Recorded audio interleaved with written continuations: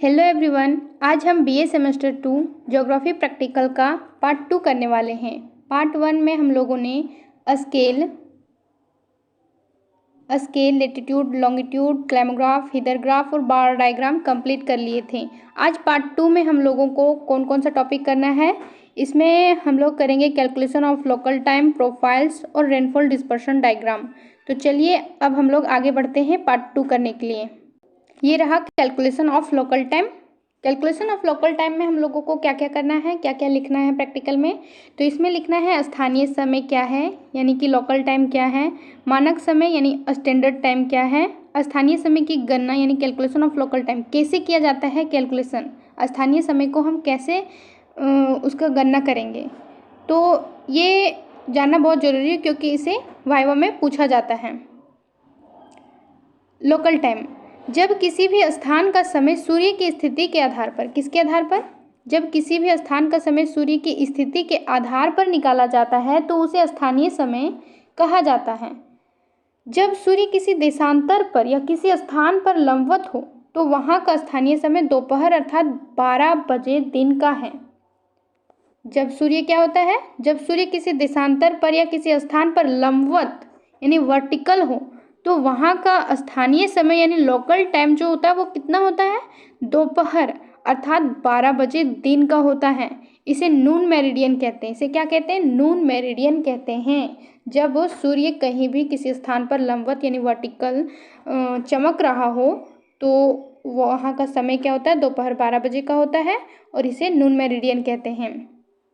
अब स्थानीय समय हमको समझ में आ गया, लोकल टाइम जान गए कि क्या है लोकल टाइम, सूर्य की स्थिति के आधार पर निकाला जाता है लोकल टाइम को। अब आते हैं आगे मानक समय में कि मानक समय हम किसे कहते हैं, स्टैंडर्ड टाइम।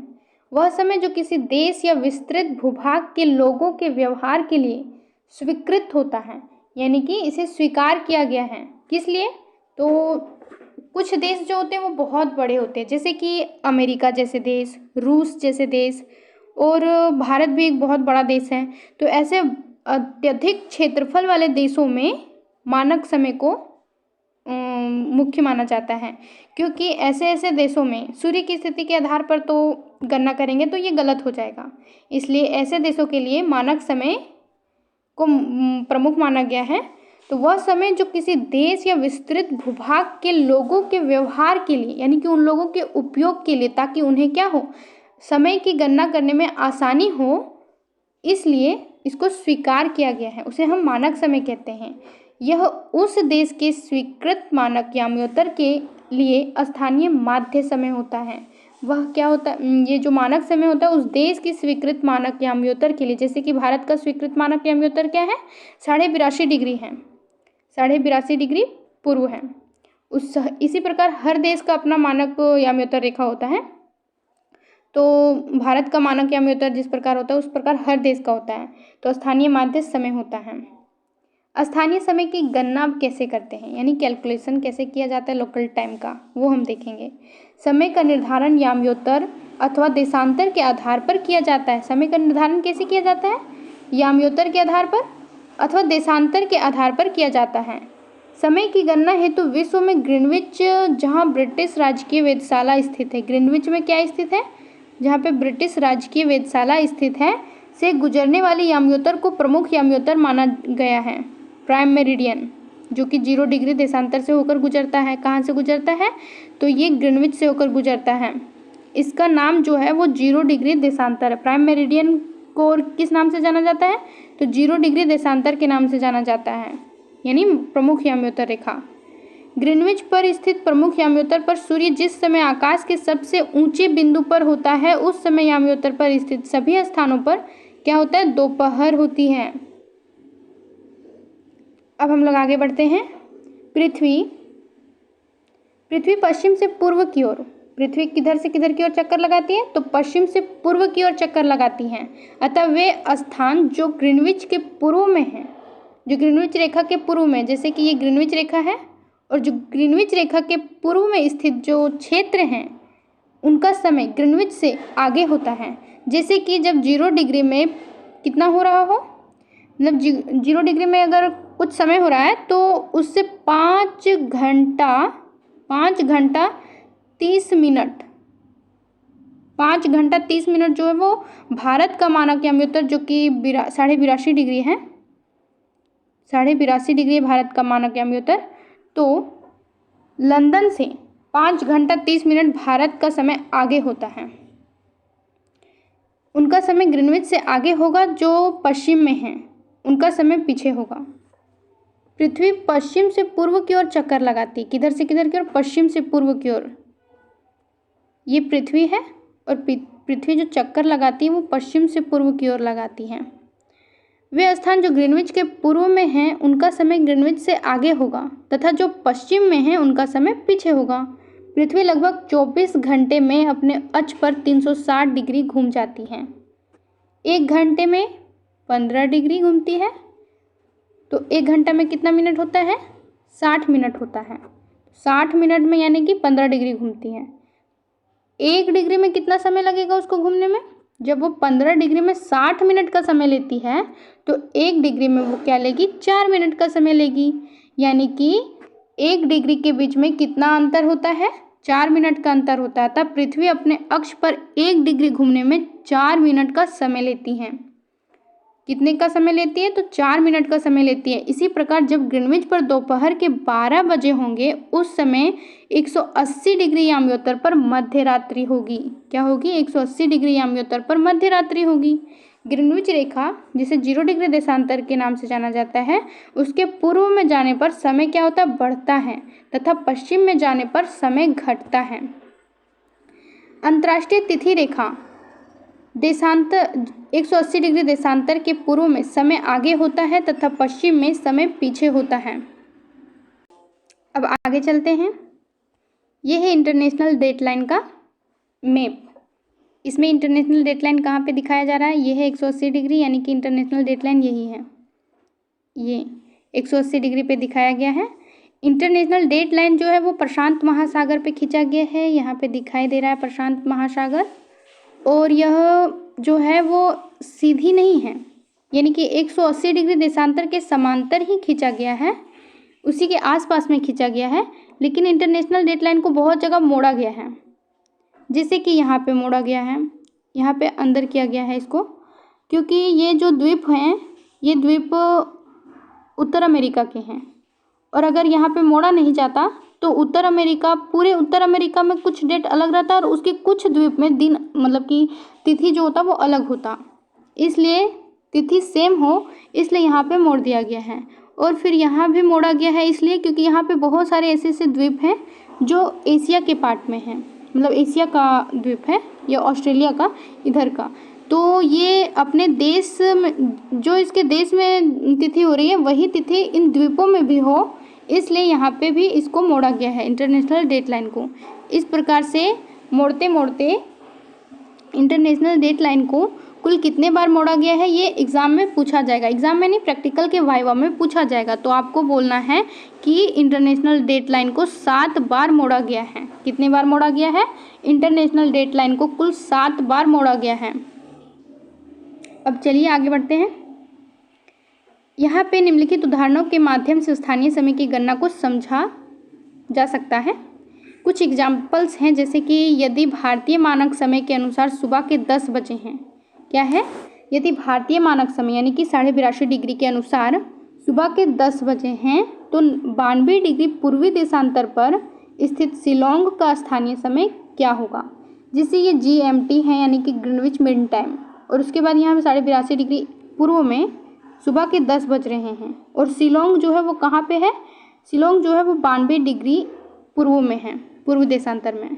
तो इसका लॉन्गिट्यूडनल डिफरेंस कितना होगा? सबसे पहले हम इसका लॉन्गिट्यूडनल डिफरेंस निकालेंगे। तो लॉन्गिट्यूडनल डिफरेंस निकाल लिए। 92 डिग्री और 82 डिग्री के बीच का लॉन्गिट्यूडनल डिफरेंस जो है वो है 9.5 डिग्री। तो चूँकि हम जानते हैं कि 1 डिग्री लॉन्गिट्यूड में 4 मिनट होता है, तो 9.5 डिग्री लॉन्गिट्यूड में हम कितना अंतर होगा? तो 9.5 डिग्री में कितना समय होगा? 38 मिनट का डिफरेंस होगा, जो कि इन दोनों के बीच का डिफरेंस कितना है? 9.5 डिग्री का डिफरेंस है भारतीय मानक यामी उत्तर और शिलोंग के बीच में। तो 38 मिनट का अंतर होगा। तो शिलोंग का स्थानीय समय क्या हो जाएगा? जितना कि यहाँ पे 10 बज रहा है तो शिलोंग में 38 मिनट ज़्यादा होगा, 10 बज के 38 मिनट होगा। कितना होगा? 10:38 होगा। एकदम सिंपल सा था। इसी प्रकार यदि क्वेश्चन नंबर 2 में आते हैं, एग्जाम्पल्स 2 में, यदि भारत के मानक समय देशांतर पर दोपहर 12 बजे हैं, क्या है, दोपहर 12 बजे है, तो 120 डिग्री पूर्वी देशांतर पर स्थानीय मान क्या होगा। ये भी बिल्कुल उसी तरह है। आंसर में है जैसे कि ये भारत है, भारत का मानक यामी उत्तर, और 120 डिग्री पूर्व में समय क्या होगा पूछा जा रहा है। तो भारत का मानक समय देशांतर कितना है, 82 डिग्री 82.5 डिग्री पूर्व है, यानी कि 82.5 डिग्री। अब सबसे पहले लॉन्गिट्यूडनल डिफरेंस निकालते हैं दोनों के बीच में कितना लॉन्गिट्यूडनल डिफरेंस होगा। तो 120 डिग्री में हम 82.5 डिग्री को घटाएंगे तो आएगा 37.5 डिग्री। चूँकि हम जानते हैं कि 1 डिग्री लॉन्गिट्यूड में 4 मिनट का अंतर होता है, तो ये हम जो डिफरेंस निकाले हैं उसमें कितना होगा, 37.5 डिग्री लॉन्गिट्यूड में कितना समय होगा, तो 2 घंटा 30 मिनट। 2 घंटा यानी कि 100, जब 1 डिग्री में 4 मिनट तो 37.5 डिग्री में कितना मिनट होगा, 150 मिनट। 150 मिनट को अगर हम घंटा में चेंज करेंगे तो आ जाएगा 2 घंटा 30 मिनट। तो यहाँ पे देखेंगे, अतः 120 डिग्री पूर्वी देशांतर का स्थानीय मान क्या होगा। जैसे कि यहाँ पे मानक यामी उत्तर में 12 बज रहा था, तो 12 बजे में 12 में हम अगर 2 घंटा 30 मिनट जोड़ देंगे तो कितना होगा, 12 13 14 घंटा 30 मिनट हो जाएगा। तो इतना ज़्यादा घंटा तो होता नहीं है, 12 के बाद 1 और 2 होने लगता है, तो क्या होगा, 2:30 2:30 हो रहा होगा और दोपहर हो रहा होगा, यानी PM, 2:30 PM। अब आते हैं अगला टॉपिक प्रोफाइल्स, यानी कि इंटरनेशनल डेडलाइन हमारा ख़त्म हुआ। अब अगला टॉपिक है प्रोफाइल्स का। तो अब समझते हैं प्रोफाइल्स क्या है। प्रोफाइल्स को अगर कोई पूछे उसे हिंदी में क्या कहा जाता है, तो प्रोफाइल्स को हिंदी में परिच्छेदिकाएं कहा जाता है। किसी समोच्च रेखी मानचित्र में प्रदर्शित उच्चावच तथा ढाल की दशाओं का परिच्छेदिकाओं की सहायता से स्पष्ट प्रत्यक्षीकरण किया जा सकता है। परिच्छेदिकाएं स्थल रूपों या भू आकृतियों को समझने तथा उनका वर्णन एवं व्याख्या करने में महत्वपूर्ण सहायता करती हैं। परिच्छेदिकाएं क्या करती हैं, भू आकृतियों को समझने में तथा उनका वर्णन करने एवं व्याख्या करने में महत्वपूर्ण सहायता करती हैं। तो परिच्छेदिकाओं का यही काम है। परिच्छेदिकाओं को इंग्लिश में प्रोफाइल्स कहते हैं। अब हमें पढ़ना है परिच्छेदिकाओं के प्रकार, जो कि पूछा जाएगा कि इसमें प्रैक्टिकल के वाइवा में, कि कितने प्रकार की परिच्छेदिकाएं होती हैं, कितने प्रकार के प्रोफाइल्स होती हैं। तो हमें बताना है कि प्रोफाइल्स के 4 प्रकार होते हैं, यानी कि 4 kinds of profiles. First, serial profile, super imposed profile, projected profile, composite profile. Serial profile को संक्रम परिच्छेदिकाएं कहते हैं और सुपर इम्पोज्ड प्रोफाइल को अध्यारोपित कहते हैं और प्रोजेक्टेड प्रोफाइल को प्रक्षिप्त परिच्छेदिकाएं कहते हैं। कंपोजिट प्रोफाइल को मिश्र परिच्छेदिकाएं कहते हैं। हिंदी याद करना थोड़ा हार्ड है, लेकिन इंग्लिश बहुत इजी है, तो आप लोगों को इंग्लिश याद कर लेना है। यानी कि serial profile, super imposed profile, projected profile और कंपोजिट प्रोफाइल। समोच्च रेखाएं किसे कहते हैं। जिस प्रकार हमें पता चला परिच्छेदिकाएं क्या है, यानी प्रोफाइल्स क्या होता है, अब उसी प्रकार हम देखते हैं समोच्च रेखाएं यानी कंटूर्स लाइन। कंटूर्स लाइन क्या होता है, कंटूर्स लाइन जो होता है वो क्या होता है। यह मानचित्र पर स्थलाकृति को दर्शाने की एक तकनीक है। समोच्च रेखा क्या है, कंटूर्स लाइन, तो यह मानचित्र पर स्थलाकृति को दर्शाने की एक तकनीक है, यानी एक टेक्नोलॉजी है। यह समुद्र तल से समान ऊंचाई पर स्थित बिंदुओं को जोड़ने वाली काल्पनिक रेखा होती है। यह क्या होती है, काल्पनिक रेखा होती है, जो क्या करती है, काल्पनिक रेखा होती है जो समुद्र तल से समान ऊंचाई, यानी कि समुद्र तल है और उस समुद्र तल से जो समान हाइट की जो बिंदुएं होती हैं उन सबको मिलाने का कार्य करता है। तो मिलाने का कार्य करने वाली जो काल्पनिक रेखाएं होती हैं उन्हें हम कंटूर्स लाइन कहते हैं।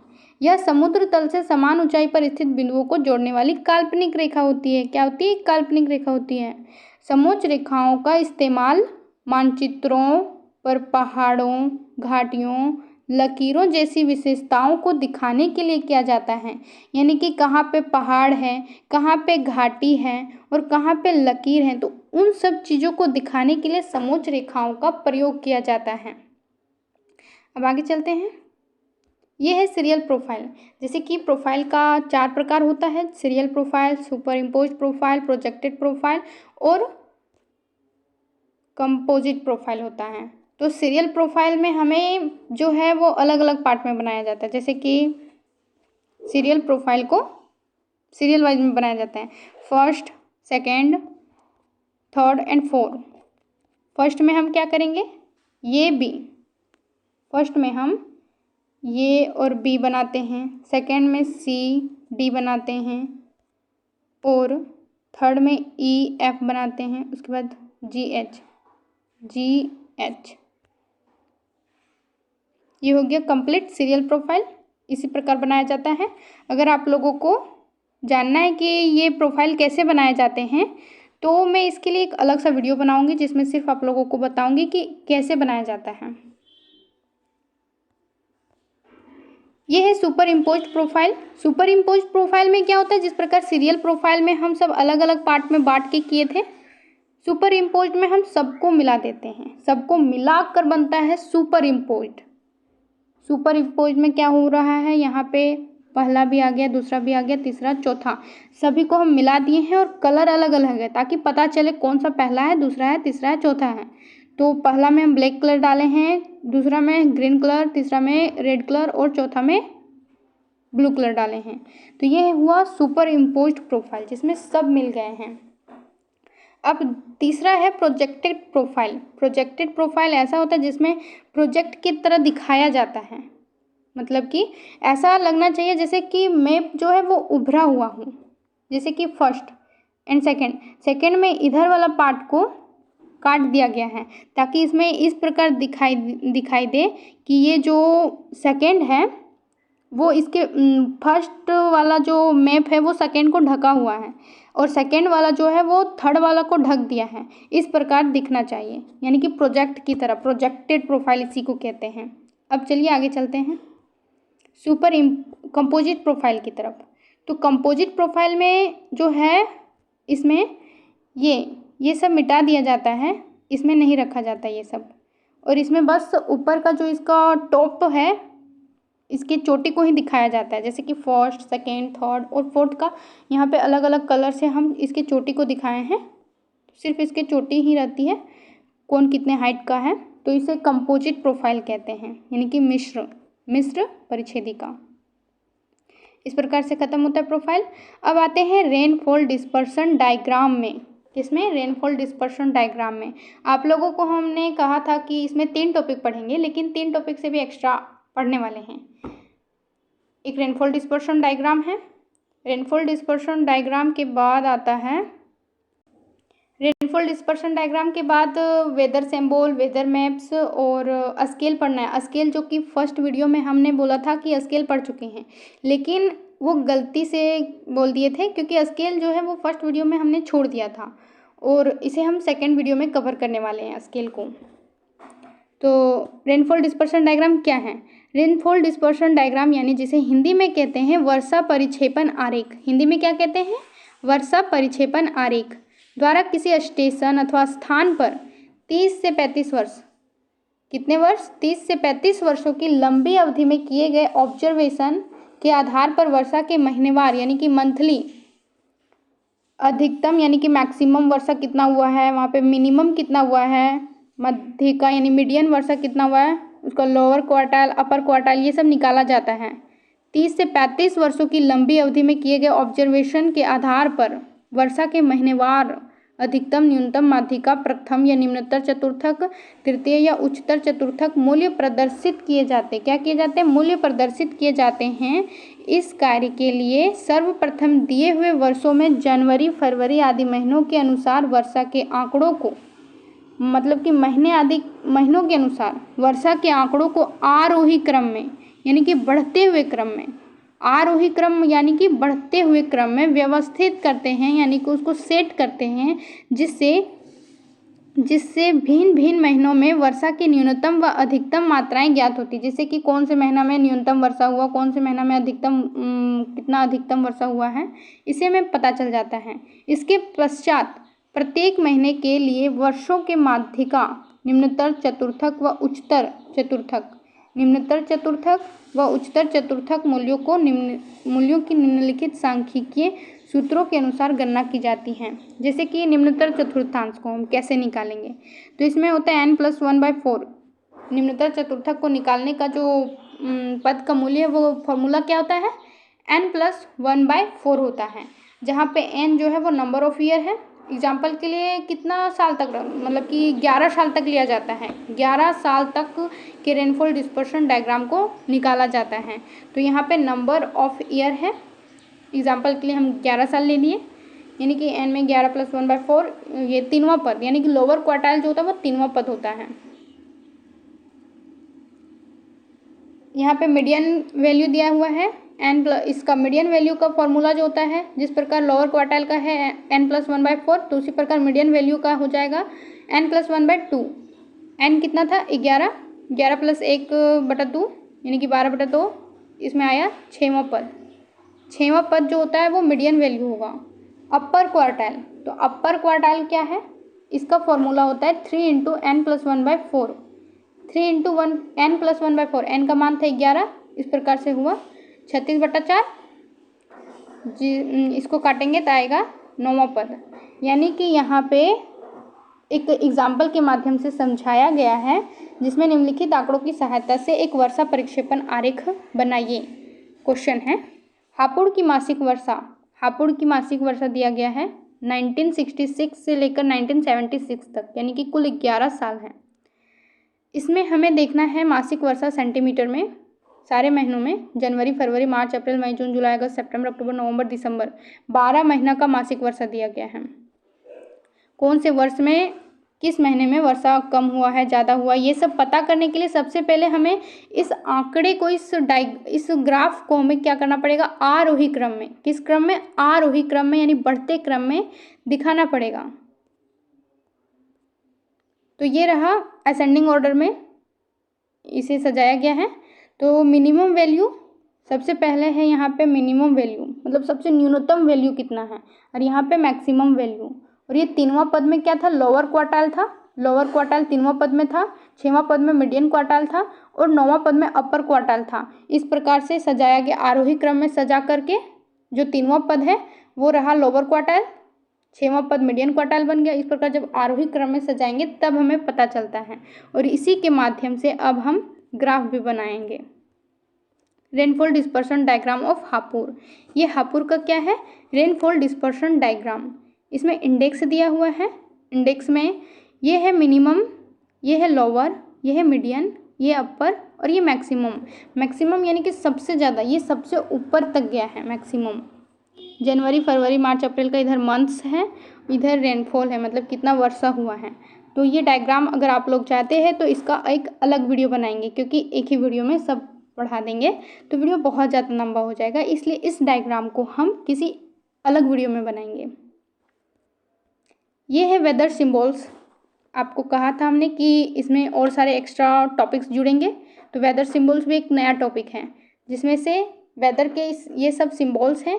प्योर एयर यानी कि शुद्ध हवा, शुद्ध हवा को हम किस प्रकार से दर्शाते हैं, इसका सिंबल होता है इस प्रकार से प्योर एयर को दर्शाया जाता है। हेज, हेज मतलब होता है धुंध, तो धुंध को इस प्रकार से दर्शाते हैं, इन्फिनिटिव जैसा बंद होता है। फोग, रेन यानी वर्षा को गोल करके उसमें रंग कर दिया जाता है। सोवर को इस प्रकार दर्शाते हैं। हेल को इस प्रकार से दर्शाया जाता है। सैंड स्टॉर्म को किस प्रकार दर्शाया जाता है, इस प्रकार दर्शाया जाता है। ड्यू को इस प्रकार से दर्शाया जाता है। सनशाइन को इस प्रकार से, रेनबो को इस प्रकार से।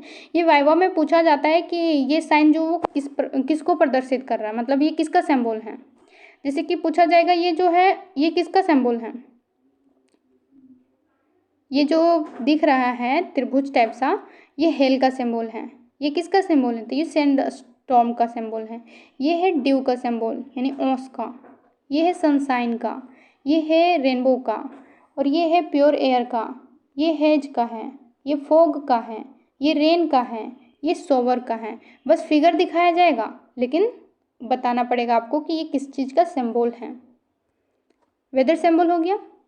अब वेदर मैप्स जो है वो सबसे अधिक, समझिए कि प्रैक्टिकल का सबसे अधिक मार्क्स 20 मार्क्स का सिर्फ वेदर मैप्स ही आता है सेमेस्टर 2 के प्रैक्टिकल में, मात्र 20 मार्क्स का एक क्वेश्चन आएगा वेदर मैप से। तो इसमें हमें पढ़ना है मौसम तथा जलवायु में अंतर। सबसे पहले वेदर मैप्स में रहेगा कि मौसम तथा जलवायु में अंतर क्या है। तो पहलू के हिसाब से हम अंतर करेंगे, जैसे कि परिभाषा के हिसाब से अंतर करेंगे। तो जलवायु की परिभाषा क्या होता है? लंबे समय यानी कि 30 वर्ष या उससे भी अधिक तक किसी स्थान की औसत वायुमंडलीय स्थिति को हम जलवायु कहते हैं। क्या कहते हैं? उसे हम जलवायु कहते हैं। और मौसम किसी स्थान की अल्पकालिक वायुमंडलीय दशा, किसी स्थान की अल्पकालिक वायुमंडलीय स्थिति को मौसम कहते हैं। अब हम समयावधि के आधार पर जलवायु जो होता है वो दीर्घकालिक होता है और मौसम जो होता है अल्पकालिक होता है, घंटे, दिन या सप्ताह तक के होते हैं। स्थिरता अपेक्षाकृत स्थिर एवं धीमे परिवर्तनशील होता है जलवायु, मतलब बहुत धीमा परिवर्तन, जलवायु को बदलने में समझो कि 30 वर्ष से भी ज़्यादा लग जाता है, यानी कि ये अपेक्षाकृत स्थिर होता है और धीमे परिवर्तनशील होता है। लेकिन वहीं अगर मौसम को देखा जाए तो तीव्र एवं अक्सर परिवर्तनशील होता है, जैसे कि एक ही दिन में 2 या 3 बार मौसम बदल जाता है। जैसे कि सुबह में क्या हुआ कि तेज धूप था, लेकिन फिर अचानक वर्षा होने लगी, फिर अचानक वर्षा खत्म हुई और ठंडा बढ़ा दिया। तो इस प्रकार से मौसम जो होता है वो एक दिन में 2, 3, 4 बार बदल जाता है, लेकिन जलवायु को बदलने में बहुत सारे समय लगते हैं, 30 वर्ष से भी अधिक समय लगता है। प्रभाव, अब जलवायु का प्रभाव बड़ी भौगोलिक क्षेत्र पर प्रभाव डालता है जलवायु। मौसम जो होता है वो छोटे क्षेत्र पर प्रभाव डालता है। मापदंड, तो जलवायु का मापदंड जो होता है वो औसत तापमान, वर्षा, आर्द्रता, वायु दाब इत्यादि से किया जाता है। मौसम का तापमान, वर्षा, हवा की गति, बादल आदि के हिसाब से मौसम को हम मापते हैं। उदाहरण के लिए भारत का अधिकांश भाग जो होता है वो उष्णकटिबंधीय मानसूनी जलवायु है। भारत का अधिकांश भाग क्या है? उष्णकटिबंधीय मानसूनी जलवायु है। और आज का मौसम का एग्जाम्पल अगर देंगे तो इसका एग्जाम्पल होगा जैसे कि आज का मौसम बादल युक्त है, आज का मौसम बारिश वाला है, आज का मौसम बहुत अच्छा कड़ाके धूप वाला है। तो इस प्रकार से हमें मौसम का एग्जाम्पल देना है। अब महत्व, जलवायु का महत्व क्या होता है, मौसम का महत्व क्या होता है? तो जलवायु दीर्घकालिक योजनाओं और कृषि आदि के लिए महत्वपूर्ण होता है जलवायु। और मौसम जो होता है वो दैनिक जीवन और गतिविधियों के लिए महत्वपूर्ण होता है। निष्कर्ष क्या निकलता है? जलवायु लंबे समय तक बनी रहती है और मौसम दिन प्रतिदिन बदल सकती है। अब यहाँ पे दिया है मौसम और जलवायु के तत्वों को 3 भागों में बांटा जा सकता है। मौसम तथा जलवायु के तत्वों को कितने भागों में बांटा जा सकता है? तो 3 भागों में बांटा जा सकता है। वो है आदिम तत्व, संयुक्त तत्व और व्युत्पन्न तत्व। प्रिमिटिव एलिमेंट्स, कंबाइंड एलिमेंट्स और डिराइव्ड एलिमेंट्स। मौसम तथा जलवायु के आदिम तत्वों में क्या क्या आता है? मौसम तथा जलवायु के आदिम तत्वों में आता है टेम्परेचर, प्रेसिपिटेशन, एटमॉस्फेरिक प्रेशर, पवन दिशा एवं वेग, क्लाउड कवर, धूप, आर्द्रता यानी ह्यूमिडिटी, हिमावरण यानी स्नो कवर, वाष्पीकरण यानी कि इवापोरेशन इटीसी। इन्हें यंत्रों के द्वारा सीधा मापा जा सकता है, यानी कि इन आदिम तत्वों को यंत्रों के द्वारा क्या किया जा सकता है? सीधा मापा जा सकता है। जैसे हम तापमान को किससे मापते हैं? तापमान का मापक यंत्र क्या है? थर्मामीटर। ये वाइवा में पूछा जाता है कि तापमान को किस चीज़ से मापा जाता है, तो आंसर देना है थर्मामीटर से। और इसकी मापक इकाई क्या होती है? डिग्री सेल्सियस होती है, फ़ारेनहाइट होती है, डिग्री फ़ारेनहाइट, और केल्विन होता है। यानी कि तापमान का मापक यंत्र थर्मामीटर और उसकी मापक इकाई डिग्री सेल्सियस, फ़ारेनहाइट और केल्विन। उसी प्रकार वर्षण को हम रेन गेज से मापते हैं। किससे मापते हैं? उसका मापक यंत्र क्या होता है? तो वर्षण का जो मापक यंत्र होता है वो रेन गेज होता है। और मापक इकाई क्या होती है? मापक इकाई हम वर्षण को मिलीमीटर से, इंच से, सेंटीमीटर से, इन सब चीज़ों से मापते हैं।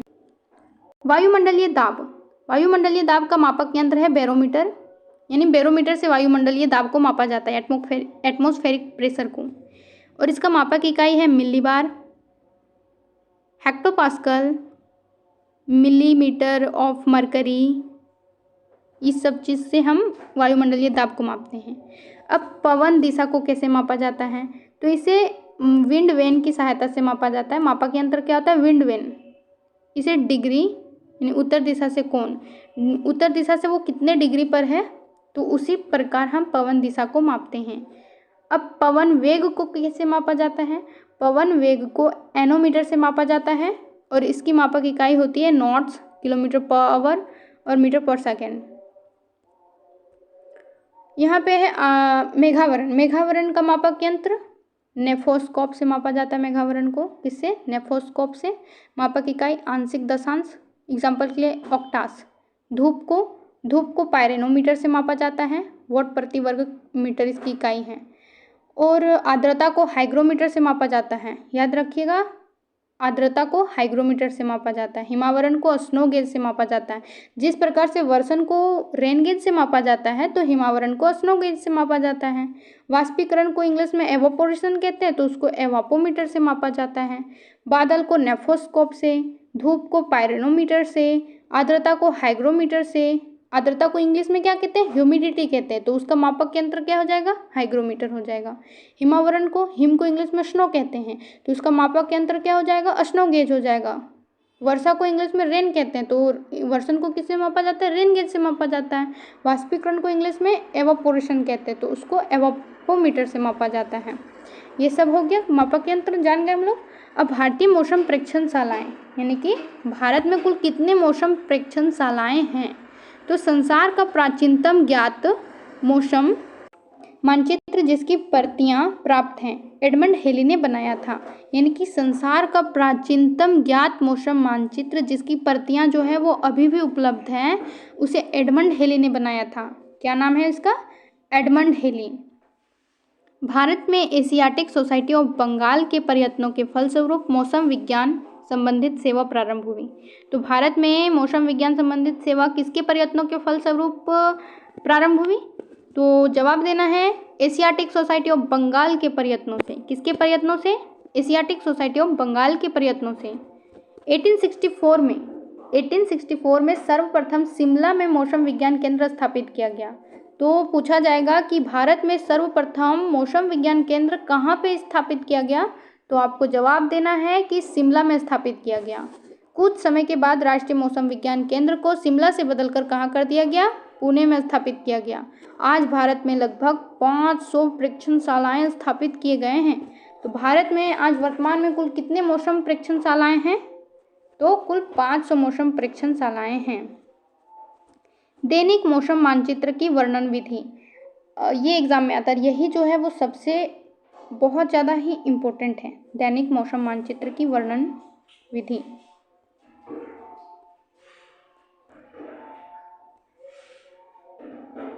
दैनिक मौसम मानचित्र की वर्णन विधि जो है वो कैसे किया जाता है? ये 20 मार्क्स का आएगा। किसी भी दिन का पूछ दिया जाएगा और ये 20 मार्क्स का आता है। तो दैनिक मौसम मानचित्र की वर्णन विधि इन निम्न टॉपिकों के माध्यम से हम करते हैं। इसको हम डिस्क्राइब नहीं किए हैं, लेकिन यहाँ पे वर्णन विधि को इन्हीं सारे टॉपिकों की सहायता से किया जाता है, यानी कि इनका वर्णन किया जाता है, एक्सप्लेन किया जाता है इसको। हम तो बस टॉपिक पॉइंट दे दिए हैं यहाँ पे। किसी दैनिक मौसम मानचित्र का निम्नलिखित शीर्षकों में अध्ययन किया जाता है। निम्नलिखित शीर्षकों में, कितने शीर्षकों में? इन निम्नलिखित शीर्षकों में अध्ययन करना हितकर रहता है। पहला, प्रारंभिक सूचना, यानी प्रेक्षण की तिथि, मतलब आपने प्रेक्षण किस तिथि को किया, तिथि देना पड़ेगा, दिन देना पड़ेगा, वेडनेसडे या ट्यूसडे, वेडनेसडे, थर्सडे, फ्राइडे को किया है आपने। समय देना पड़ेगा, आपने कितना 6:45 में किया था, आपने 8 बजे का प्रेक्षण किया है या 9 बजे का प्रेक्षण किया है, ये सब देना पड़ेगा प्रारंभिक सूचना में। तो प्रारंभिक सूचना में क्या देना पड़ेगा? प्रेक्षण की तिथि, दिन तथा समय। अब सेकेंड टॉपिक में आपको है बताना वायुमंडलीय दाब, यानी एटमॉस्फेरिक प्रेशर। इसमें उच्च दाब के क्षेत्र, निम्न दाब के क्षेत्र, समदाब रेखाओं की प्रवृत्ति, दाब प्रवणता, प्रेशर ग्रेडियंट, ये सब देना पड़ेगा। थर्ड टॉपिक में पवन, यानी विंड्स, पवन की दिशा, पवन का वेग। फोर्थ टॉपिक में आकाश की दशा, आकाश की दशा कैसी है, मेघावरण की मात्रा उसमें कितनी है, मेघों की प्रवृत्ति कैसी है, अन्य वायुमंडलीय परिघटनाएं आदि देना पड़ेगा। अब वर्षण, प्रेसिपिटेशन, वर्षण का सामान्य वितरण जो है वो कैसा है, भारी वर्षण के क्षेत्र कौन कौन से हैं, तो ये वर्षण में देना पड़ेगा। अब सिक्स्थ टॉपिक है समुद्र की दशा, समुद्र की दशा कैसी है।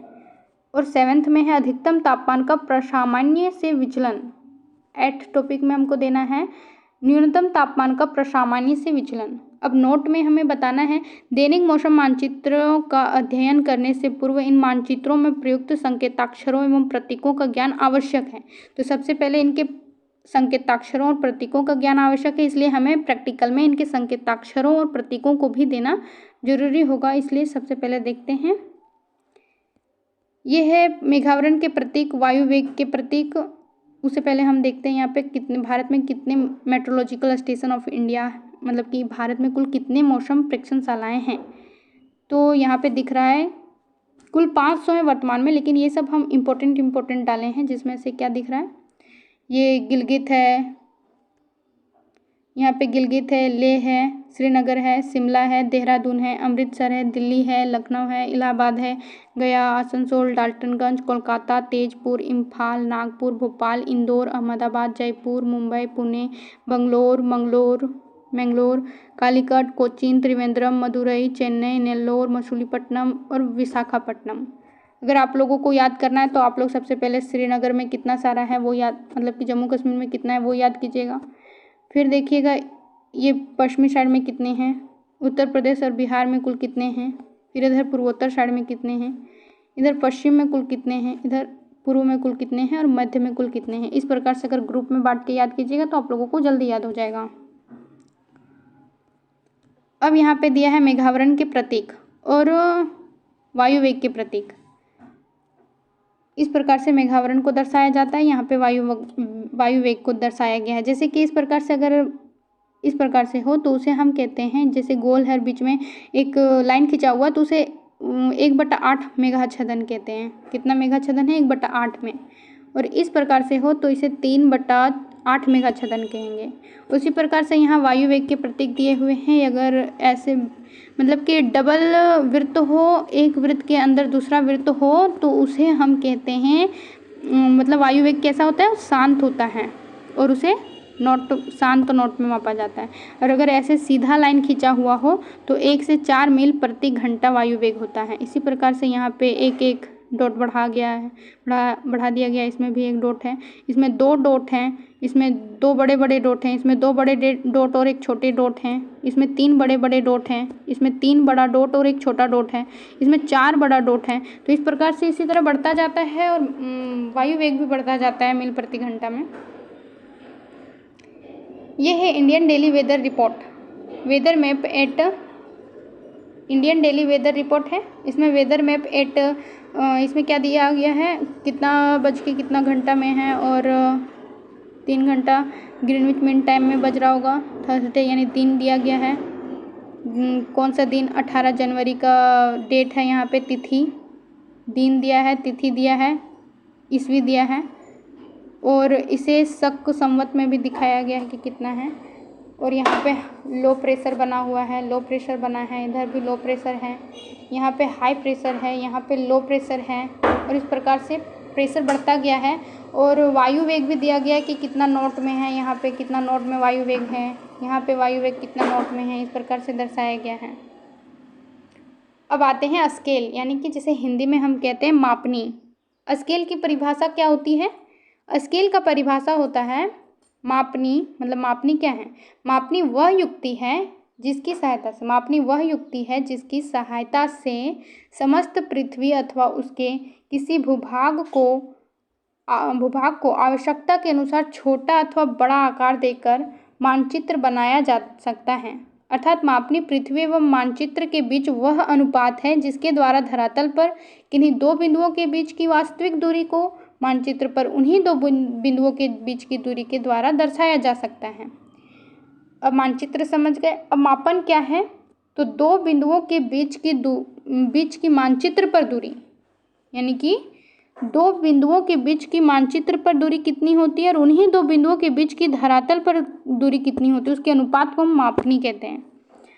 और इसे रेफरेंस आरएफ भी कहा जाता है। आरएफ को इंग्लिश में क्या कहते हैं?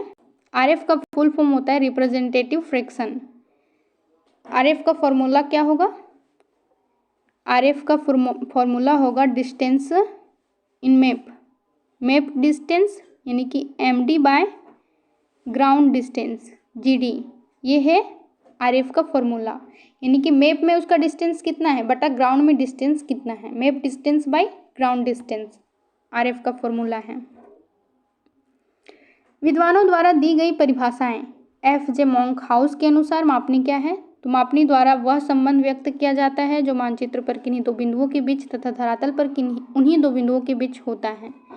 रॉबिन्सन, रेंडल तथा मॉरिसन के अनुसार वास्तविकता तथा प्रतिनिधित्व के बीच पाए जाने वाले संबंध को मापनी कहते हैं। मापनी व्यक्त करने की विधियां, methods of expressing the scale. तो मापनी व्यक्त करने की कुल 3 विधियां होती हैं। एक साधारण कथन विधि, सिंपल स्टेटमेंट मेथड, निरूपक भिन्न विधि, रिप्रेजेंटेटिव फ्रैक्शन मेथड और रैखिक मापक विधि, लीनियर स्केल मेथड। कुल 3 मेथड होते हैं, simple statement method, representative fraction method, linear scale method. अब मापने की इकाई यानी यूनिट्स ऑफ मेजरमेंट क्या है? इंडियन स्टैंडर्ड टाइम के प्रैक्टिकल सुविधा के लिए ब्रिटिश मेजरमेंट्स की जगह माप लेने के लिए मैट्रिक सिस्टम को मान्यता प्रदान किया गया है। यानी कि इंडियन स्टैंडर्ड इंस्टीट्यूट ने प्रैक्टिकल सुविधा के लिए ब्रिटिश मेजरमेंट की जगह माप लेने के लिए मैट्रिक सिस्टम की मान्यता प्रदान किया है। इधर है मैट्रिक मेजर्स और इधर है ब्रिटिश मेजर्स। इसमें आता है milli, centi, decimetre, deca, hecto, kilometre, ये सब आता है। ब्रिटिश में आता है mile, furlong, yard, feet, inch, ये सब आता है। तो ये बहुत ज़्यादा इम्पोर्टेंट है। 1 सेंटीमीटर में कितना मिलीमीटर होता है? 1 सेंटीमीटर में 10 मिलीमीटर, 1 डेकामीटर में 10 सेंटीमीटर होता है, 1 मीटर में 10 डेसीमीटर होता है, 1 डेसीमीटर में 10 मीटर होता है। इस प्रकार से इम्पोर्टेंट है। 1 मील में कितना फरलॉन्ग होता है? 8 फरलॉन्ग होता है। 1 मील में कितना? 1760 यार्ड होता है। इस प्रकार से यहाँ पे दिखाया गया है। यहाँ पे याद करने का जो ये इस प्रकार से आप याद कीजिएगा, इस प्रकार से तो बहुत जल्दी याद होता है। मापनी के प्रकार, टाइप्स ऑफ स्केल। मापनी के 3 प्रकार होते हैं। एक होता है सिंपल स्केल, मापनी का 3 प्रकार होता है। एक होता है सिंपल स्केल, दूसरा होता है विकर्ण मापनी यानी डायगोनल स्केल, तीसरा होता है कॉम्परेटिव स्केल। सरल मापनी, विकर्ण मापनी और तुलनात्मक मापनी, सिंपल स्केल, डायगोनल स्केल और कॉम्परेटिव स्केल। सरल मापनी किसे कहते हैं? सरल मापनी के द्वारा किसी भी पैमाने पर माप प्रणाली के अधिक से अधिक दो परिमाण यानी 2 इकाइयाँ जैसे मील तथा फरलॉन्ग और गज और फीट, किलोमीटर और हेक्टोमीटर और डेकामीटर और मीटर आदि पिरामिड की दूरियां चित्रित की जाती हैं। निम्नलिखित उदाहरणों से सरल मापनी को बनाने की विधि को समझा जा सकता है। जैसे कि यह है एग्जाम्पल, RF 1:400 मापनी पर एक साधारण मापनी की रचना कीजिए। इस पर 24 मीटर 30 डेसीमीटर की दूरी अंकित कीजिए। तो यहाँ पे हल किया गया है और इसी का मैप यहाँ पे बनाया गया सिंपल स्केल का। ये आप देख सकते हैं, ये सिंपल स्केल का है और ये हम किए हैं खुद से स्केल से और ये बनाए हैं सेट स्क्वायर की मदद से। ये दोनों फिगर जो है वो सिंपल स्केल का सेट स्क्वायर की मदद से बनाया गया है। अगर आप लोगों को भी सीखना है सेट स्क्वायर की मदद से सिंपल स्केल को कैसे बनाया जाता है तो आप लोगों को बताना है, तो हम इसके लिए एक अलग सा वीडियो बनाएंगे। अब पढ़ते हैं, सिंपल स्केल खत्म हो गया, विकर्ण मापनी। सिंपल स्केल का हो गया, अब विकर्ण मापनी यानी कि डायगोनल स्केल के बारे में पढ़ेंगे। जिस आलेखी मापनी में विकर्णों की सहायता से किसकी सहायता से? विकर्णों की सहायता से गौण भागों को यानी छुपे हुए भागों को और छोटे भागों में विभाजित कर दिया जाता है, उसे विकर्ण मापनी की संज्ञा दी जाती है। विकर्ण मापनी के द्वारा 3 मात्रकों जैसे कि मील, फरलॉन्ग और गज एक ही स्केल में बना दिया जाता है। मील, फरलॉन्ग और गज अथवा किलोमीटर, हेक्टोमीटर, डेकामीटर में दूरियां पढ़ी जा सकती हैं। यानी कि जिस प्रकार हम सिंपल स्केल में मात्र 2 मात्रकों को ही पढ़ पा रहे थे, लेकिन विकर्ण मापनी में क्या होता है, 3 मात्रकों को हम पढ़ सकते हैं। इसके अतिरिक्त विकर्ण मापनी में 1 इंच का 100वां अथवा 1 सेंटीमीटर का 10वां भाग दिखलाया जा सकता है, जो सरल मापनी के द्वारा संभव नहीं है। विकर्ण मापनी की रचना, construction of a diagonal scale. यहाँ पे क्वेश्चन दिया गया है कि RF 1:40,000 पर एक विकर्ण मापनी की रचना करें जिसमें 4 किलोमीटर, 6 हेक्टोमीटर तथा 12 डेकामीटर को पढ़ा जा सकता है। इस प्रकार से इसमें हल किया गया है। इसे चित्र 2 में दिखाया गया है। जैसे कि हम देख सकते हैं विकर्ण मापनी कैसे बनाया गया है। तो ये है विकर्ण मापनी। ये इसमें क्या दिखाया गया है, यहाँ पे हेक्टोमीटर है और हेक्टोमीटर को भी कई छोटे छोटे भागों में दिखाकर डेकामीटर को भी दर्शाया गया है। इसमें कितने 3 मात्रक दर्शाए गए हैं, किलोमीटर, हेक्टोमीटर और डेकामीटर। आप लोग देख सकते हैं कि विकर्ण मापनी में एक साथ हम 3 मात्रकों को पढ़ सकते हैं, यानी 4 किलोमीटर, 6 हेक्टोमीटर और 12 डेकामीटर।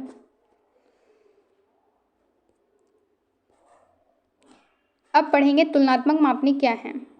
Comparative scale. तुलनात्मक मापनी वह आलेखी मापनी होती है जिसमें एक से अधिक माप प्रणालियों में दूरियां प्रदर्शित की जाती हैं। जैसे कि अभी तक हम लोग जितना भी पढ़े, जैसे सिंपल स्केल में एक ही माप प्रणाली, यानी कि अगर मैट्रिक है तो मैट्रिक, ब्रिटिश है तो ब्रिटिश। लेकिन तुलनात्मक में ब्रिटिश और मैट्रिक दोनों को मिलाकर भी हम क्या कर सकते हैं, माप को पढ़ सकते हैं। तुलनात्मक मापनी वह आलेखी मापनी होती है जिसमें एक से अधिक माप प्रणालियों में दूरियां प्रदर्शित की जाती हैं। इन मापनियों को बनाने का उद्देश्य मानचित्र में भिन्न मापों के मात्रकों जैसे कि मील तथा किलोमीटर। मील क्या है, ब्रिटिश मेजर्स हैं, और किलोमीटर क्या है, ये हम लोग का मैट्रिक मेजर्स है। मीटर तथा गज, फीट तथा मीटर आदि में दूरियां ज्ञात करना होता है। कभी कभी इन मापनियों के द्वारा समय एवं दूरी का तुलनात्मक प्रदर्शन भी किया जाता है। समय और दूरी का तुलनात्मक प्रदर्शन भी किया जाता है। तुलनात्मक मापनी एक ही निरूपक भिन्न पर बनाई जाती है। क्या किया जाता है, एक ही निरूपक भिन्न पर बनाई जाती है। तुलनात्मक मापनी की रचना। Construction of comparative scale. Draw a comparative scale on RF 1:7920 for reading furlong, yards and decametre, metre. Furlong, yards, decametre, metre. तो स्टेप 1 में कैसे बनाएं, उसके बाद आता है यहाँ पे पूरा ये सॉल्यूशन किया गया है उसी क्वेश्चन का। यहाँ पे 120 डेकामीटर। इसके बाद फिर आगे बढ़ते हैं। कॉम्पेरेटिव स्केल को इस प्रकार से ये जो सॉल्यूशन किए इसी के द्वारा यहाँ पे फिगर बना है। ये फिगर, इसको हम अलग वीडियो में बताएंगे। इस प्रकार से कैलकुलेशन ऑफ लोकल टाइम। इस वीडियो में कौन कौन सा टॉपिक खत्म हुआ, calculation of local time, profiles, rainfall dispersion diagram, और वेदर मैप खत्म हुआ। वेदर मैप भी खत्म किए, वेदर सिंबल खत्म किए और स्केल भी खत्म किए। यानी कि 3 टॉपिक, यानी 6 टॉपिक इस वीडियो में आज कंप्लीट कर लिए। तो सेमेस्टर 2, BA सेमेस्टर 2 का ज्योग्राफी प्रैक्टिकल पूरा तरह से ख़त्म होता है। यहाँ पे पूरा सिलेबस कवर कर लिए।